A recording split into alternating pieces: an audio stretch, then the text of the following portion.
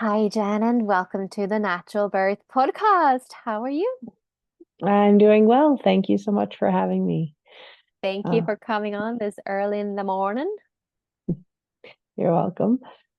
Yeah. I know I'm just coming off a 12-hour night shift. So, Oh, wow, sirs. Oh my yes, goodness. Because you're a nurse. nurse. Yes. Where do Yep. you work? In what kind of I actually work from home. I do remote patient monitoring. So, um, I monitor heart failure patients and a lot of OB hypertension patients, which there How are unfortunately a lot interesting. of these days. Yeah, So, yeah, probably a combination of diet, but also probably extra stressful lifestyles, right? yeah. For Yep. sure, and that's interesting. Hmm. Wow. So I'm really excited to have you on today to share about, because you're a nurse, so you're well aware of the medical system and, coming from Yes. that lens, I love having you guys on that come from that, and then have had these natural, empowering home births like you have had. But you started off having three cesareans Yes. before you had this wake up, and I would love to hear more about that. And ended up birthing your fourth baby at Hmm. home. And so Yes. I'm super duper curious, and I love this so much because it's very rare that you have a VBAC after three cesareans. Like it's hard to find a midwife or anyone who feels comfortable with that, which I think is crazy, but that's just how this, the state of the world, even just one cesarean, there's a lot of practitioners that live Yeah. under the illusion that it's so dangerous, which is not true. And so I'm just so super duper curious about your story, but please take us back to just briefly share with us. Of course, you came being a nurse. Was that why you just kind of went into having a hospital birth and you think ended up having a cesarean the first time? Yeah. So I didn't do much research, when I was first pregnant. It was just kind of like, this is what we do. And you go to an OB and, you go in for all your appointments and you drink the orange drink and they tell you you're overweight and they tell you that you're old and you're high risk and it just feels like you have some condition Yeah. rather than it's like this beautiful natural part of life. Yeah. So for my first one it was just kind of like, okay, like I'm pregnant and this is, I didn't have I've actually never had like any nausea or morning sickness or anything with any of my pregnancies. So Bless my first you. pregnancy, I know. Um People hate me when I say Yes. that. But so when my first pregnancy, it was, pretty fine for the first, I'd say 6 months. And then I started to swell. And I didn't have the best diet back then. And so I started to swell, and then it came like, okay, like, this is, this could happen and this can happen. And, you don't come in more often and, you're doing this wrong or it just kind of got like every time I went in they made me nervous Yeah. and um I did go, let's see, I was 40 and 3 and they were kept saying like, oh, we can, induce you, we don't want you to go too far over your due date. And I just didn't, my blood pressure was fine and I was swollen, but it was also summer and I lived in Oh, Massachusetts and it right. was So humid. that's So normal. Like yes. being a bit Yeah. swollen when nothing Yeah. else is showing up, that's also Right. part of pregnancy, Yes. especially in hot summers. Yeah, it was like 95 and humid and So you think a um rational person would go like, that makes sense, yeah. but no. So my water broke, in the middle of the night and I called and they said, okay, like, if you're not having contractions yet, you can just go back to bed. Like Wow. Okay. first pregnancy, I was like, there's no way. And my husband was pacing and then I went to the bathroom and there was bleeding. And so I called back and they were like, oh, you have to come in, we'll put you on the monitors. And so of course, like I said, not knowing, just being like, okay, like listening to whatever they said, we came in and um it was 24 hours later, like I was at like maybe 4 centimeters. Yeah. And then they started with the whole, you're gonna get an infection because your water broke. You can't go over 24 hours. We're gonna induce you because we don't want to put your baby at risk. And Which is actually a lie. I mean, anyone listening, like when right. your waters break, maybe you know this now, but when your Yes. waters break, you as a woman, you with time increase the risk of infection. Your baby doesn't. It's the same risk whether you have your baby within the first 24 hours or 72 hours, 90 hours. Research doesn't show that there's an increased risk for babies, but they pull out that card, don't they? Yes, They always immediately. do. Um, Not even true. right. So, and of course, I'm like, okay, that's, yeah, sure. Like, I don't want to put my baby at risk. So let's Mhm. get induced. And so they started me on Pitocin and she hated it. They would Yeah. increase it and her heart rate would drop. And it Yeah. was like this little game we played for, another probably 10 hours. Yeah. And it was, the most painful contractions. And, Because you didn't have um, any epidural or something on board. right, I didn't have an epidural at this point, Mm. and my water had already broken. So they just kept increasing it and it was just not fun. And I was exhausted. I mean, at this point I'd been up for 36 hours, so I Yeah. was exhausted. And um I did end up getting an epidural, and that was a whole, they made my husband leave the room. And I was just, sitting on the edge I remember sitting on the edge of the bed, shaking, exhausted, alone, and the nurse was typing in front of me, and she literally turned around and was like, "Oh, here's a pillow if you want to hold it." Like that was That like is terrible. that was it. Like there was just There's no no like care. compassion, no care, no nothing. Like you set my support person out of the room Yeah. and then you're offering nothing. Yeah. And then I remember I kept asking for the doctor to come in because I wanted to see if because now I had an epidural, so now I, don't know what's going on down there Mm. because I'm not feeling anything. And, we'd been in there for 36, 37 hours, and I wanted to see if I had progressed at all. And so I, kept asking for the doctor, and they're like, she's busy, she's busy, she's busy. And then finally, I think an hour and a half later, she came in to the room, and the first thing she said was, "I am sorry it took so long. I was upstairs with a woman whose baby died." So now Oh my God. You here don't I say am, like that to a first laboring time woman. mother giving birth, like, That's it. exhausted, nervous because nothing's happening. And you're talking about another patient, first of Mm. all, which you're not supposed to be doing. And you're telling me about a baby that just died while Mm. I'm, in the process of birthing a child. So it was just, the whole experience was not my favorite. Um, I finally, and they kept trying to give me pain meds too before the epidural. They kept trying to give me narcotics, and I'd never had narcotics. And I was like, I just don't know how I'm going to feel. Like, so I just don't want to do that. And it was just, it just wasn't a very good experience. And then I finally fell asleep, and I woke up to all the alarms going off. And, they're like, oh, her heart rate's dropping, dropping. It won't come back up. Like, we need to get the baby out now. And so they threw scrubs at my husband. They wheeled me out of the room and, Can I into ask, did they operating room. try? Because I'm guessing at this point you're lying on your back, right? Of And you're course, yes. sleeping. Did they Hmm. try moving you off your back? Did No, they try to? No. God, no, this is like the first point of call that any midwife should do. Like the first thing you do is like position.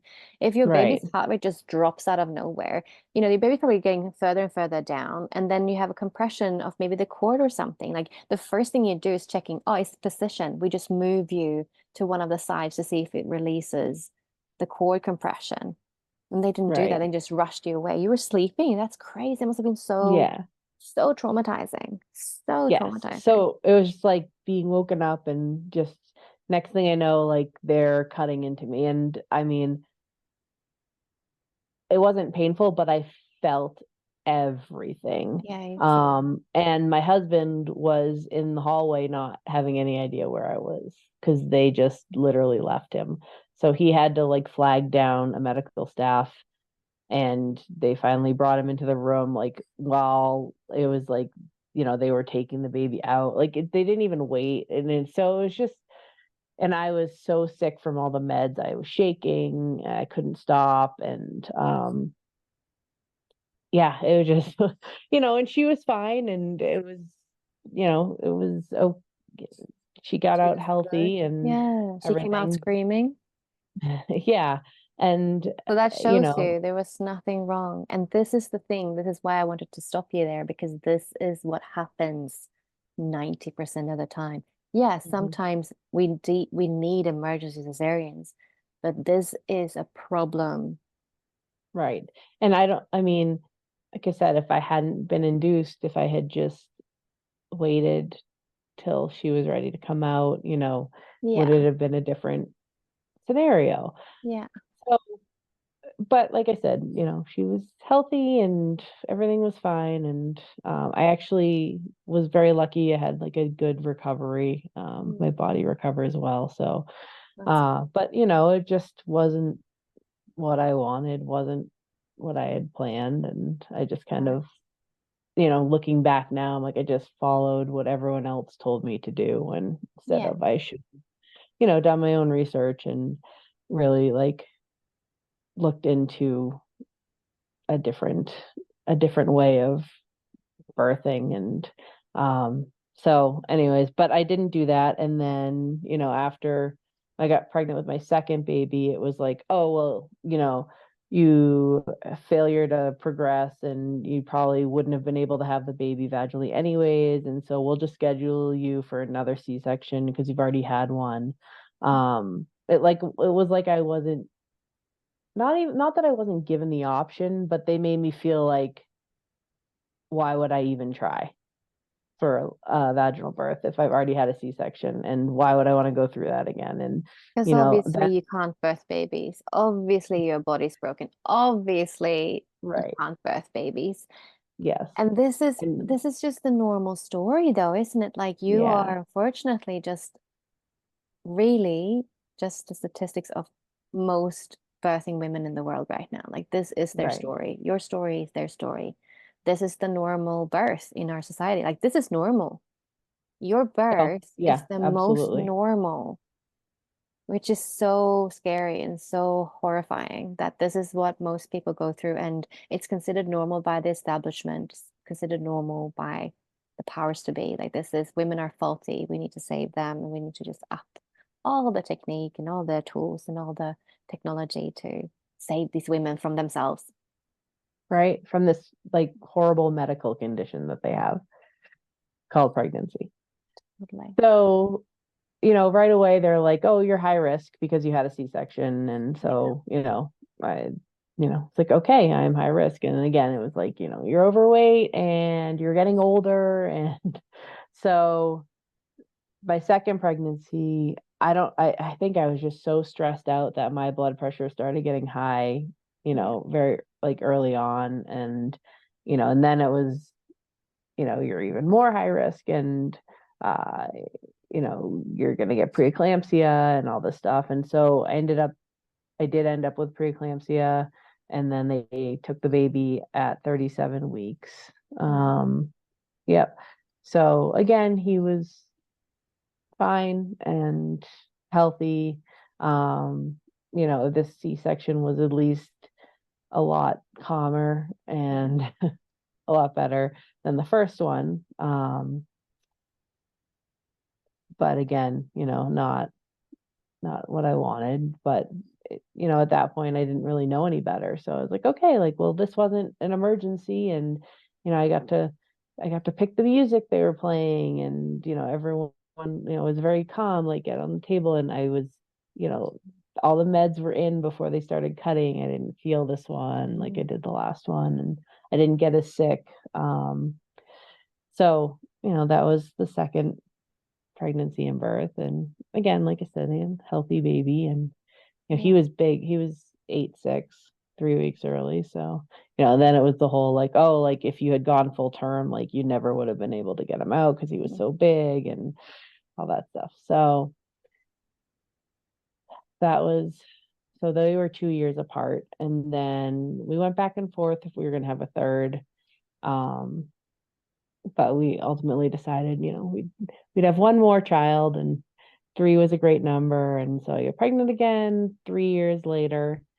And again, like, okay, so now you had preeclampsia and two C-sections. So now you're very high risk, and we have to do all, more appointments and more monitoring and all this stuff. And with this pregnancy ended up with gestational diabetes, and then my blood pressure started, getting high early again. So preeclampsia again.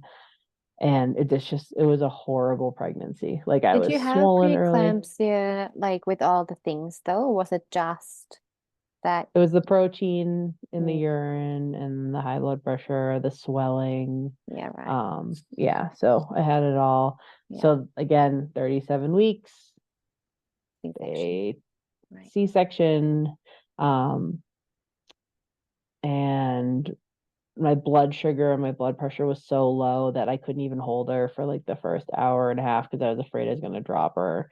Wow. Um, Because you're on meds yeah, that made you yeah, just lowered your, it made me, yeah, right. yeah, yeah. So, Oh, yeah, yeah. it's just like you miss that bonding Mhm. time. And Yeah. three C-sections, so I had doctors and nurses and everyone else holding my children before me. And Mm. um That's sad. it was just like a hard thing. Yeah. And that was it. We were done. No more kids. We had three. It was fine. We were happy with it. We moved states in 2000. So then it was about when my third daughter was a year old. My son was 4, and he changed overnight. So he became angry, he lost his social skills, he got OCD, ADHD, sensory issues, food aversions, he stopped sleeping, constant rages, just like completely turned into a different child. And I just kept bringing him back to the doctors, and he was like, "Oh, he's middle child syndrome. He's not getting enough attention at home. You're not disciplining enough." Like basically everything was like all Mm-hmm. the reasons he was acting like this was because of me. And as a nurse, and I had also been a nanny for like 12 years. I just had been around so many kids, and I'm like, okay, I understand. Like, they're like, "Oh, he has ADHD. Oh, he has anxiety." Because he had really bad separation anxiety. And I'm like, okay, I understand you're diagnosing him with all these things, but why? Like, Yeah. why all of a sudden does my son have vocal and motor tics? Oh, well, those are normal at this age. He'll grow out of it. If he doesn't, then he has Tourette's.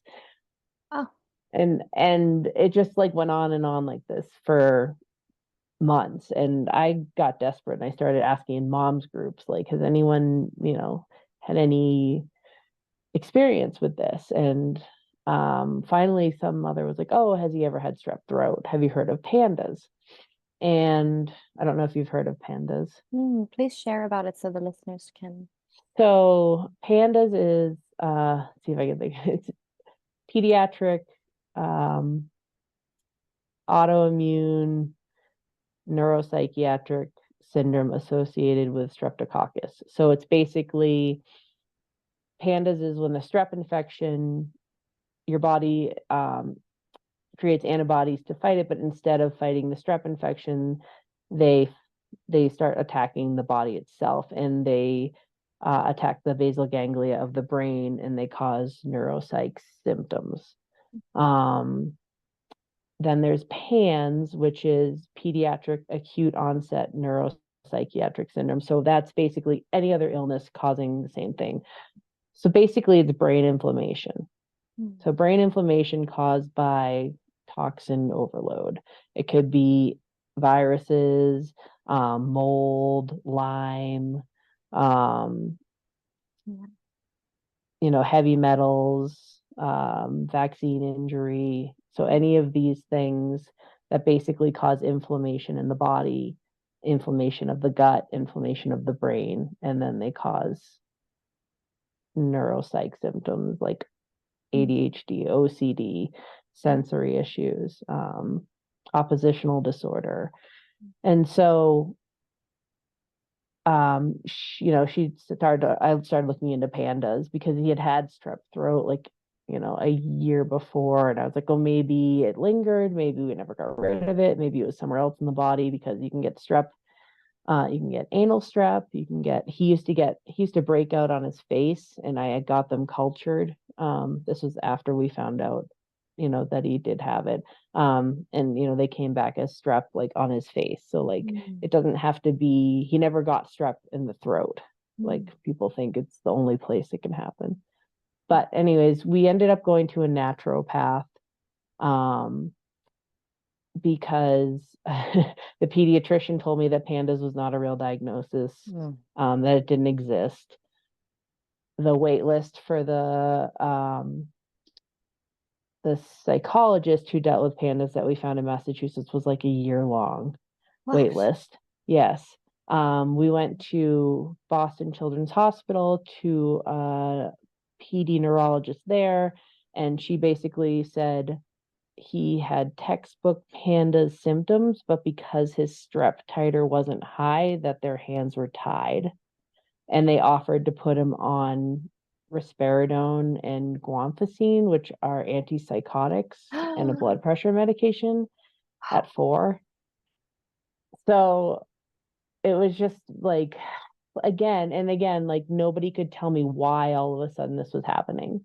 Because So that just they're kind of, not doing the root cause. They're just doing symptom care. Like that is the yes. problem essentially And with that is the healthcare. thing. Yeah. They weren't looking for root causes. They were, looking for band-aids. And they didn't understand enough about the disease to even, it was kind of like, well, we can do that. We can put them on meds and that will help maybe.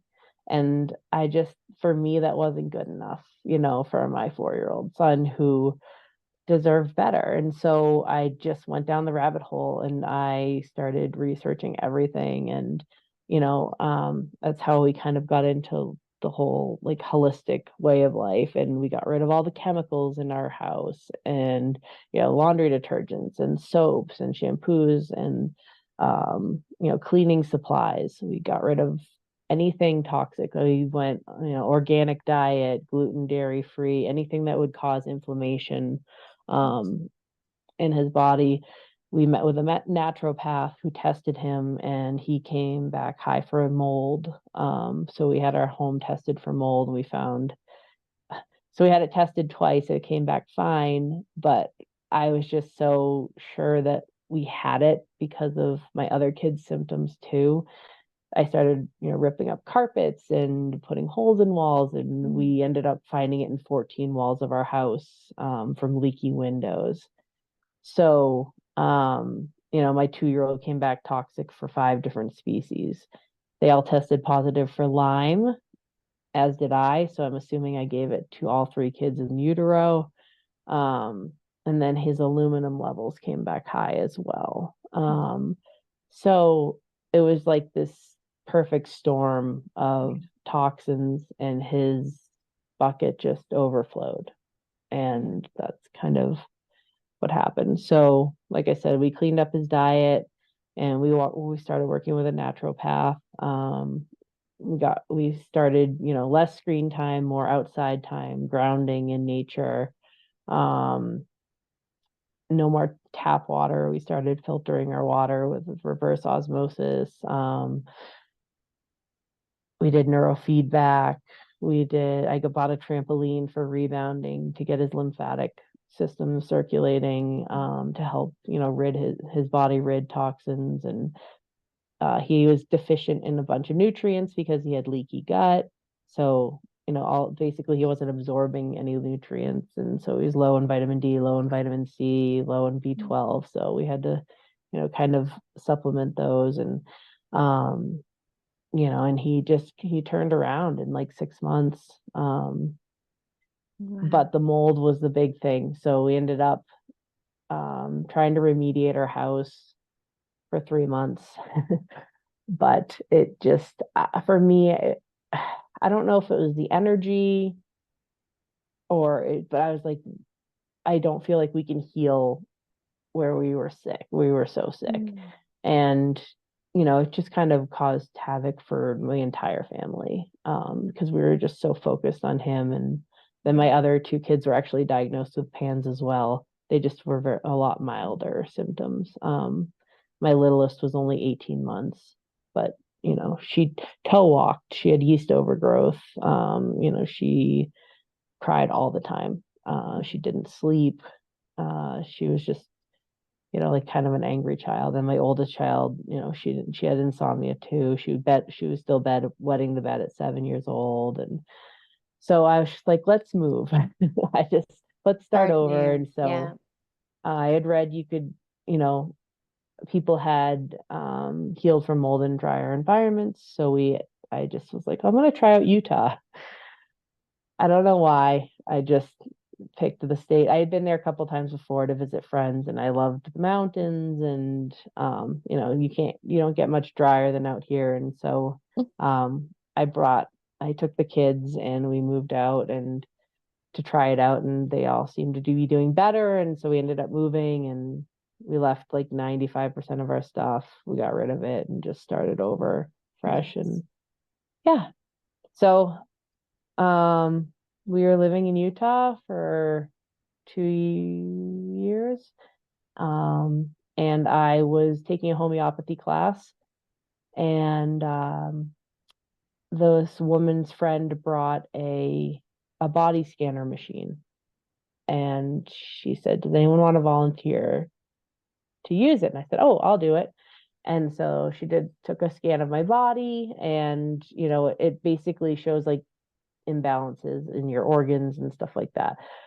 And she said, "Oh, you have a lot of emotional energy in your reproductive system." And I was joking around like, "Oh, does that mean I'm pregnant?" Not thinking at all that I could be, because I was just about to turn 42. I had been told I was in perimenopause. I had zero progesterone. My hormones were all imbalanced. I never got a period. I hadn't had one in like months.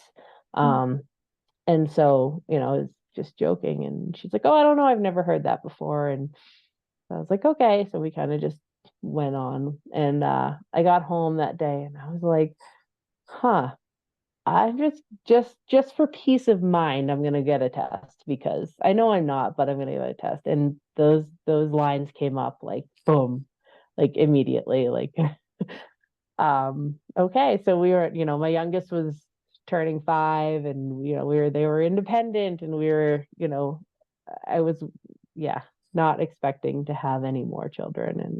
And my husband was like, "Test again, test again." So I took 4 tests, um and it was positive. And it's like, okay, this is it. Like this our lifestyle is different. I've done so much research.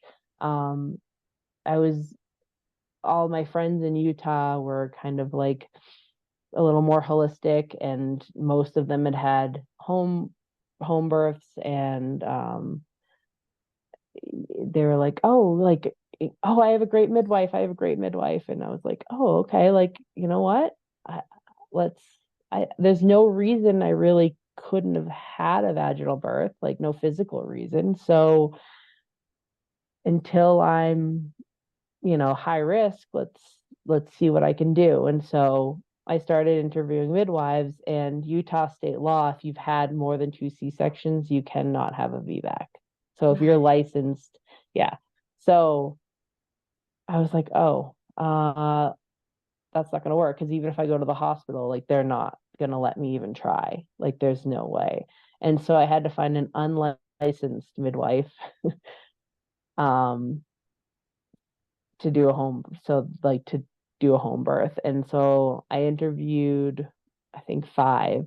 The first 2 just went right on into like, "Oh, you've had 3 C-sections. Like, oh, these are all the risks." And I'm like, "Yeah, I'm aware of the risks. But I'd just like to try, and I'm not opposed to having a C-section if I need to. But Mm. I'm 7 weeks right now, so let's like see where we go from here.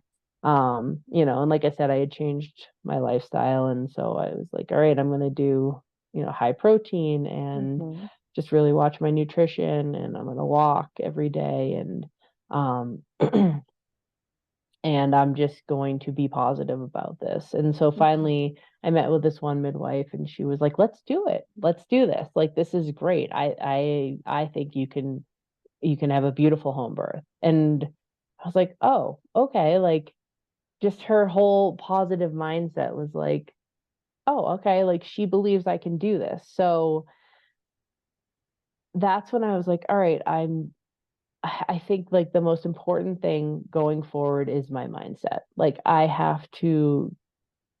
we didn't tell our families I was going to do a home birth because I didn't want to hear the negative. Like, I didn't want to hear like, oh, that's dangerous. And are you sure you should be doing that? And what if this happens? And what if that happens? And I really just kind of put myself in this like bubble of positivity.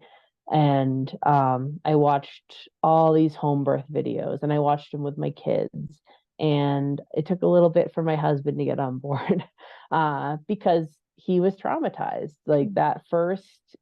that first birth was traumatizing for him because, like I said, like they wheeled me out and left him there, and he walked in the middle of it, and he saw everything, and it was just like.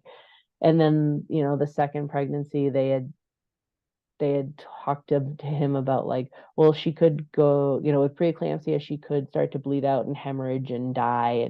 And so just like all these like fear tactics, fear. And so like for him, birth was scary, pregnancy was scary. Like, so we did a lot of energy work. We did a lot of like trauma energy clearing, where I, talked about my birth, and kind of just like allowed myself to, realize like that's how they were, but that isn't how this next one has to go.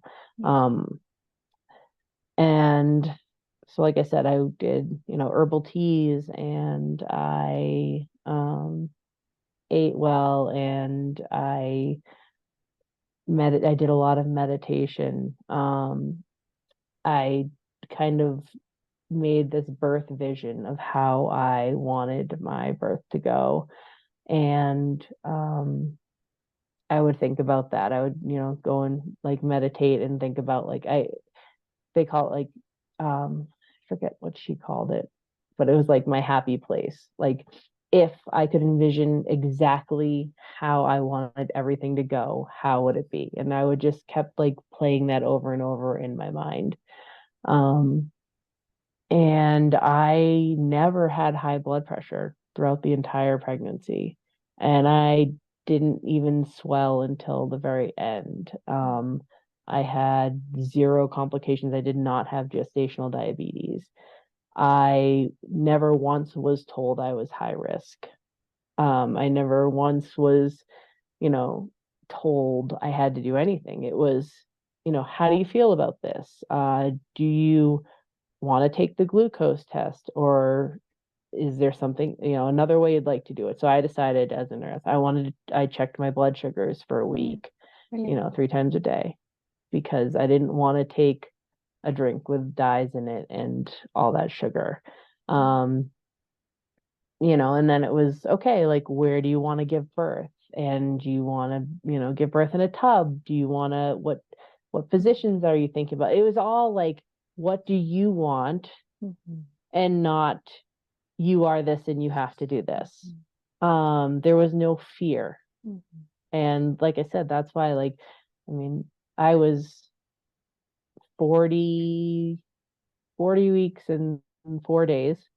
So here I am, like my last two pregnancies, I had to take my baby got taken out at 37 weeks. Yeah. This one I went, I was 40 and 3, and my midwife came.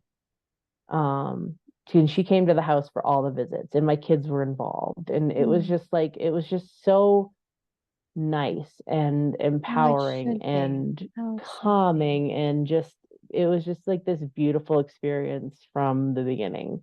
Whereas like my first pregnancy was fine, but then like my second and third, like I didn't even like being pregnant. Like it was like this, it became this like negative thing. Like it just, I was fearful and it was hard and it was just not enjoyable. And I couldn't wait to be done. And this one, like I actually really enjoyed it for the first time. And here I was like overweight and overage and having had the history I had, and here I am having like this healthy, natural, easy pregnancy.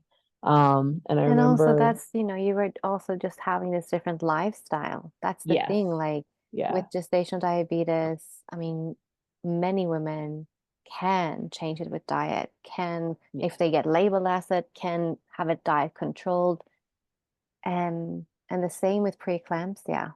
Like your yeah, diet matters, your yes. lifestyle matters. Well, so when I had researched preeclampsia, I had found out that a big factor is the low vitamin D. Hmm. And they had never checked my levels in my second or third pregnancy. And I remember after my third pregnancy, it was probably about 14 weeks postpartum, and I was just exhausted. And so I went in and I had like, can you just do like a full like Yeah. blood test and check all my vitamins and everything? And my vitamin D level was 19. And so, like, that had never even been a factor. That's not something they ever looked into. And that could have played a big role in me not getting the preeclampsia. So, there's certain things like that where I was just more aware of. And Yeah. And it's very common to be vitamin D deficient in our yes, current culture because everyone's so scared of the sun or, yes. it's hot. Yeah. Or they're So, inside all the time. Yeah. yeah, Yeah. So I think that was another thing was, yeah, just a different lifestyle, healthier lifestyle. Because I was outside totally. getting sun every day, and even my children now, like they know they have to get their morning sun and their afternoon sun, Mhm. um and so yeah, so I did go. So let's see, I was 41 weeks, and then my midwife was like, I don't want to put pressure on you, but just because of the history and I was measuring 3 weeks ahead, she said, you know, if we go too much longer, maybe we can start thinking about like midwife's brew, doing some like things to kind of start the process. And I was curb walking and I was doing the what's it called? I always forget. It's like where you do three different positions. Oh, the Um, mile circuit, maybe? yes, thank you, the mile circuit. Yes, so I was doing that, and um I was listening to, meditations and um, and bouncing on a ball and doing all the things to try to kind of speed it up. Not speed it up, but like have things progress like a little naturally. Um, and then let's see, it was Sunday night and I went to bed and I woke up and 1:30 to go to the bathroom and my water broke. Um, and so it was, it was very like, okay, like this is it, but nothing's happening yet. So I'm just gonna go and, you know, I woke my husband up and was like, my water broke, but I'm not having contractions or anything. So you don't have to get up. I'm gonna go downstairs. I'm gonna make some tea.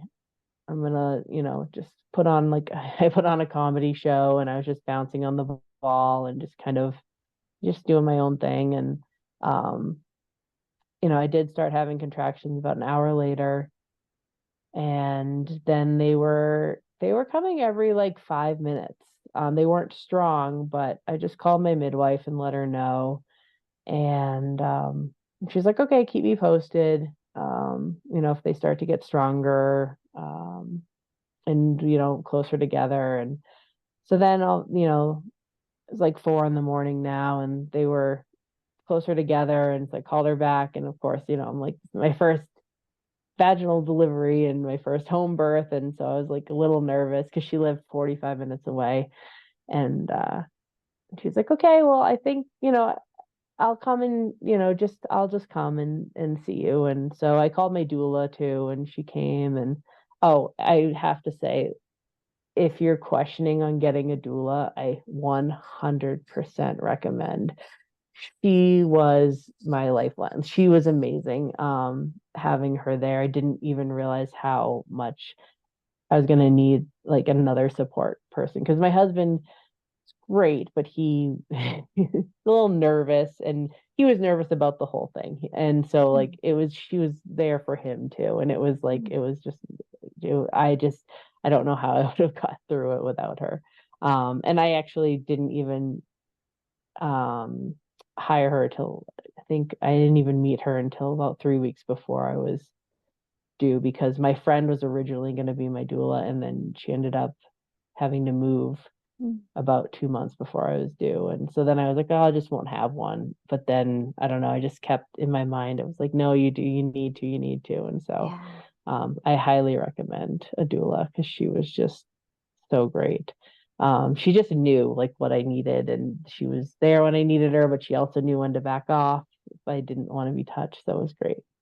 But anyways, so I called them both, and they both showed up, and then everything stopped. Yeah. Contraction Bizarrely. stopped. Yeah. And just nothing for hours. So it was like Monday morning around like 7. And so everyone went home, and I just continued to try to sleep and walk and, take care of my 3 kids. And Monday went by and there was nothing. And then Tuesday morning came, and so now of course, my water broke Sunday night, and now it's Tuesday morning. So had I been in the hospital, they would have been telling me, you're going to get an infection, your baby's going to get an infection, like we need to induce you. And knowing what I knew then, because I was like, I wasn't worried about that. So it was nice. It was just, the baby's just not ready to come yet. That's fine. But again, my midwife, just with my history and my age and the baby's measurements and everything, she's like, well, are you opposed to doing, the midwife's brew and just kind of jumpstart things? And I said, no. I said, if nothing happens by like 2 o'clock today, then I will do that. And so that's kind of what we agreed upon. And again, she gave me the choice. Like she wasn't like, you have to do this. And so, I curb walked, and I stair walked, and I did all the things, and then just nothing.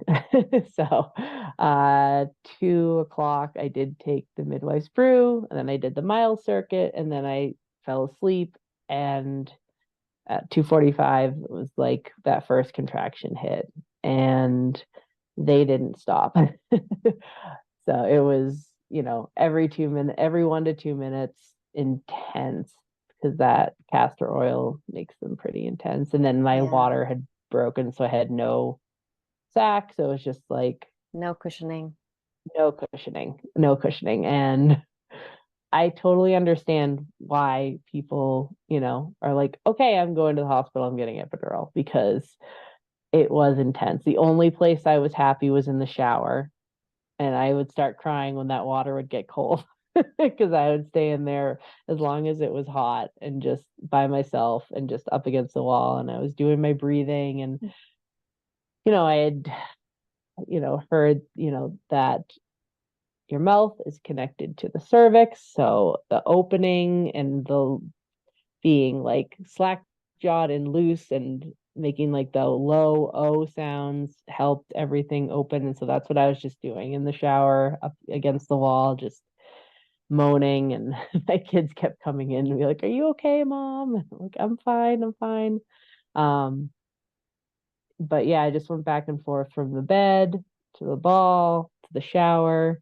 Um, And then my midwife came and, she was like, "Do you want me to check you to see how far along you are? I don't have to. It's up to you." Again, she's giving me the choice.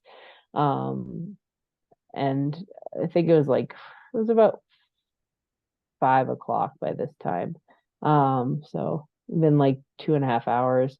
And, she had told me this is your first vaginal birth. So this could be, 20, 24, 30 hours because you never progressed before. We don't know. It's kind of like your first birth almost. So she said, I don't want you to get discouraged or frustrated. So I was prepared for that. But so then she checked me, and I think it was like 5 centimeters at this time. And so I was happy with that. And so we just kept doing what we were doing. And my doula was doing a lot of pressure points, and um, she brought her TENS units, which were awesome. That was great. And I was eating, I was snacking and drinking coconut water. Um, that's another thing they don't let you do in the hospital, because in case you have a C-section, they don't want you to have anything in your Yeah. stomach where, No like, because, wonder, that people can't progress in the hospital. No wonder there's such high rates of failure to progress. Like they're doing right? everything to make you fail. Everything. Yeah, I mean, it's a lot of work and they're giving you zero energy. Like, how is your body supposed to keep up with no nourishment? Mm. So it was just, it was intense. It was painful times, but it was also calm. I had set up my room. We had the twinkle lights, and I had my friends had all written on cards, like quotes, and I had hung them up on the wall. And so I was reading those over and over again. Um, things like, your baby knows when he's ready to come, your body is strong, you can do anything. And so it's just like I was reading those over and over again and listening to calming music, and I had candles lit, and it was just this really peaceful space. So let's see. All of a sudden, I'd say around 8 o'clock, I was like, going through having a contraction, and I'm like, I have to poop, I have to poop, I have to poop. And so they're like, okay, like, we're not gonna have time. Like, it was just like all of a sudden, like, it was like went from like, just a regular contraction to like, I just felt completely different. And she was like, oh, okay, like, I don't know if we're gonna have time to fill the tub up. Do you want to get just in the bathtub? Like, and we'll just fill this. And I was like, I really didn't, because I don't know. I didn't want to give birth in my bathroom. I didn't like my bathroom, the rental. Like, we were in a rental house, and I wanted I wanted to be in the tub in the bedroom, but I was like, okay, that's fine. And she's like, I think, you're gonna have to start pushing soon. I think you're in transition. And so got me in the bathtub, and um we just went through a lot of like pushing, but nothing, it's just like nothing was happening. So I was in there for a while.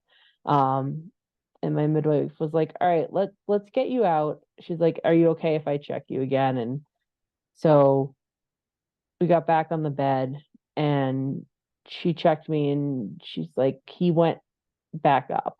And so I want you to rest your body, so I don't want you to push. And I'm like, wait, what? Like, we're having me push, and now you don't want me to push, you want me to rest. And so I think at this point, she was figuring out that he was stuck. So he had shoulder dystocia. And Mm. so um she's like, let's rest, let's not push, and just kind of give your body, time to just figure out what it needs to do. And so I did that for like, and I was like, well, how long? I was thinking like 5, 10 minutes. And she's like, 30, 60 minutes. And I was like, oh my gosh, like, there's no way I can't do this. Um, I was exhausted by this point, even though it had only been like 6 hours. But I did. I laid on the bed, on my side, and I just kind of let the contractions work through, and I didn't push, and I just kept breathing, and my husband was rubbing my back, and the doula was there, and she's like, okay, like, how are you feeling now? And um she checked me again, and I was 9 centimeters. And so they had been filling up the tub, because now that I was out of but they filled up the birthing tub. And so she's like, do you want to get in the tub now? And I said, yes. And so I got in the tub, and it was just like, okay, this is where I wanted to be. I wanted to do a water birth. It was almost like I got in there and was like, okay, like, I'm ready now. And so I was on my knees, because that's where I was most comfortable, just kind of leaning on the side of the tub. And, um, she's like, okay, like, I started going through transition, the ring of fire. Um, I was trying to slow down so I wouldn't tear, and just like breathe through it all. And he was stuck. So my midwife had my husband go over on the side, and she said, okay, like, we're gonna, on this next push, you're gonna have to lift her leg up at like this exact angle. And she showed him like what to do. Did you get And out of the pool so, for this? no, didn't get out of the pool for this. So where are you? How are you positioned in the pool for this? So I'm on all fours in the pool. Okay. And And so what did she want you to and do with so the leg? he kind of lifted my right leg, and Which I way? pushed, What just do you mean? like up to the side. Like the peeing dog? Yes, like a peeing dog. And Huh. she kind of went in and scooped, and then he came right Wow. out. So he was 9 pounds 12 ounces. That's a good Yeah. size. That's a good Yeah. size. Yeah. and he needed like a few breaths when he came out. He didn't breathe right away. That's okay. Yeah, but there was no urgency. Yeah. Like, everyone was very calm. My husband was freaking out that he Mm. wasn't crying. Yeah. For some reason, I just knew he was going to be okay. And so I was holding him, and there was no, like, they were kind of like trying to stimulate him a little bit, and then like drain him out a little. And then she gave him like a couple breaths, but he came around. He Yeah. figured it out, Mm. and that was it. And I caught him. So I went from not being able to hold my babies to being able, the first one, to touch this one. And so it was just like the most like magical, empowering moment. Like, being, just like catching him and then pulling him up to me, and just being the first one to hold him. And sitting back, I just kept saying, I did it. Like, I did it. I did this. Like, I I birthed my baby the way we wanted it done. And despite everyone, telling me that it wasn't possible, or it was too dangerous, or I shouldn't have even tried, or our families thought well, my family was supportive, but his family was like, you're crazy, basically, like, to even try that. Like, why wouldn't you have just tried in the hospital? And I was like, well, I couldn't. They wouldn't let me, Yeah. you know? So they didn't really give me the option. And so I'm glad, because this was the best experience out of the four, Mm. um, that I had. It was hard. It was a lot of work. Um, but I was able to do it. So, and there was no complications. Yeah. So just Beautiful. kind of, yeah. Um, yeah, it's really, even when I still think back, I'm like, I'm just so proud of myself for, going through all of it, and just really like believing in myself, and believing in my body, and like what it's capable of doing. And just the whole, having that mindset that I was like capable of, having a natural birth, because that's what our bodies are made to do. And just like really believing in that and trusting in my body to know what to do. What a story. Yeah. So if you had a first-time mama in front of you right now who's about to have her first baby, and she really wants to have a natural and empowering birth experience, what advice and pearls of wisdom would you give to her? Um, it is all about your mindset.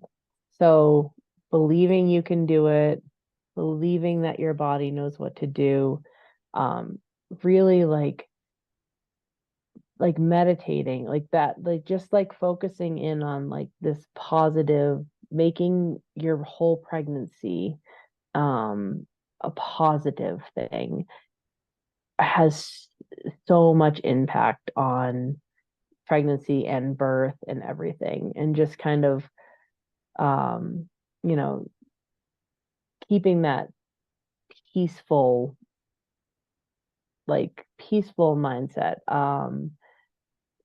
Watch birth videos, happy birth videos. That really was great for me. Read, what did I read?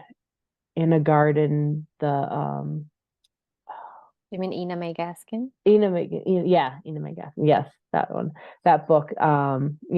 She has so many great home birthing stories in that book. Yeah. Just read positive read positive things, read positive affirmations, do meditations, just kind of get your mind into a place where you think of your pregnancy and your birth as like this beautiful, empowering, natural thing. It's not a medical condition. It's not something to fear, Yeah. embrace it. Um, Mhm. because that's what it is. Like we are made to birth. We are made to Mhm. carry children and grow children and birth children naturally. Been doing it forever, Yeah. you know. So and then nutrition. Mm. If I could go back to my first couple pregnancies, I would focus a lot more on, whole foods and warm comfort foods and just like lots of fruits and veggies. And then I drank it's called Nora tea. So Mm. it's nettle, oat straw, raspberry leaf, and alfalfa. Yeah. And it has all the vitamins and minerals. It helps with everything. But it was delicious, and I think that helped a lot with my nutrition. Mhm. Um, Advocate for yourself. If you are going with an OB, that's great. You can absolutely have a positive experience, but you need to remember that you're in control. Mm. You are in control of your body, you're in control of your baby.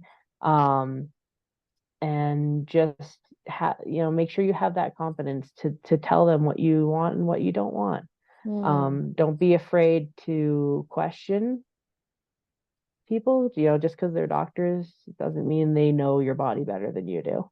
Mm-mm. And so and do some research. I looked at the statistic, because everyone was like, oh, like, you're going to have a home birth, like that's so scary. I'm like, well, have you ever looked at the statistics? Because there's a lot less interventions with home birth than there are with hospital births. So just like kind of know your facts and look up things that can put your mind at ease. Um, Yeah. because like I said, like when you take out the fear mongering, when you take out the constant, interventions, it really does bring it to this like more peaceful place. And I think it just kind of allows you to do what your body's meant to do naturally. Yeah. Beautiful. And just a side note that obstetricians are experts in surgery and pathology. Midwives are experts in natural birth and normal birth. And so Yes. also be aware of who you choose if you want to have a natural birth, who's going to Yes. be best to facilitate that with you. Yes. Yeah. Yeah. Thank you And so much for coming on the podcast. It's been thank you for having me. amazing having your story. Yeah, it's been beautiful. Thank you for listening. If you love this podcast, then please consider sharing it, leave a review, or make a contribution on our Patreon page. And if you want to connect on social media, then find the podcast on Instagram as the Natural Birth Podcast. Thank you for listening.